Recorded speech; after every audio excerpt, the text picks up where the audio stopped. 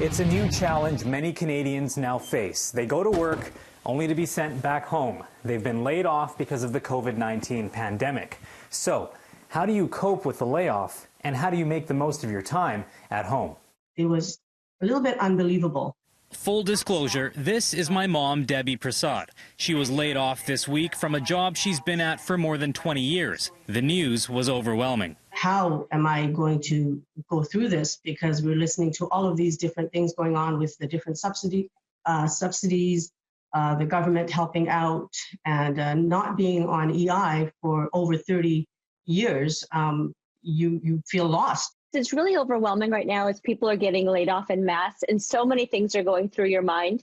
If you're one of the hundreds of thousands of Canadians who's being laid off, workplace expert Debbie Carew says the first thing you need to do is get a record of employment from your company. Then head to the Canada Revenue Agency website and set up an account. Through there, you can either apply for employment insurance assistance or the new CERB benefits. That's for people that don't qualify for EI in the traditional sense. Even though you're no longer earning a paycheck, Carew says maintaining a healthy connection with your employer while laid off will pay off. So we're seeing so many people today because they're frustrated and they're scared.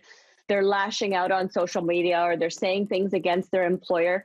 And ultimately, most people are going to get called back to work with their employer, and how you interact with them and the relationships that you maintain now and how professional you are is really going to dictate your future. But not taking a layoff personally can be tough, especially if your workplace is still open and your colleagues are still working. It's important to remember it's just business. It's about preserving the longevity of the business and the jobs over the long term that are going to keep us all employed and keep the economy going. While you can't control being laid off, you can control what you do with your time. My mom should be back to work in 2 months, but she chooses to focus on the now, because if there's one thing she's learned, it's that the future is hard to predict.